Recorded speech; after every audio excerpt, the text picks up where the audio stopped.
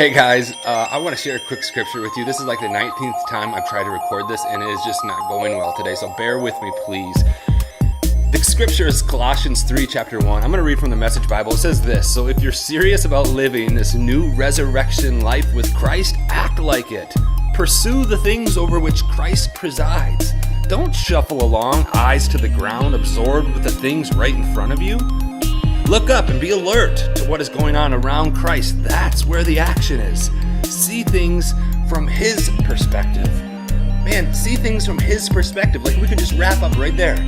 See things God's perspective. Boom, we're done, right? Except this is like real life, and we're trying to do real life here. So I think about my real life, and I've been chewing on the scripture this week. See things from God's perspective. I do that about 12.6% of the time. The rest of the time, I'm a little bit higher up on the verse. It says this: eyes to the ground, absorbed with the things right in front of you. That's most of my days. I think those are called circumstances. The things right in front of you. Eyes to the ground. The things that annoy us, bother us, stress us, anxiety. Things that just get all over us. I was on a flight a couple years ago, taking off from an airport, and it was a gray, nasty, soggy day. I mean, just like a gray sponge. Wet and gray and nasty, sort of like it is here today. We were taking off, and the rain's beating down, and we're climbing. And maybe you've been on one of these flights. We got really some nasty dark clouds. I mean, it got bad, and then all of a sudden, just like that, we punched through the clouds, and it's like a Hawaiian beach party. I mean, the sun is shining, blue skies, like you couldn't even imagine. And it just hit me. I remember thinking, like, that's been here the whole time. To me, that's sort of what this scripture is pointing us to. Like, see things from God's perspective.